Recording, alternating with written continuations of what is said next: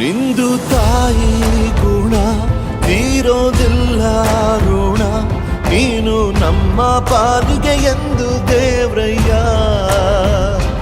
ತಾನು ನೋವ ನುಂಗಿ ಜೀವ ನೀಡೋ ಮಗ, ನಿನ್ನ ಪಡ್ಕೊಂಡಿದ್ದೆ ಪುಣ್ಯ ಗಣಯ್ಯ.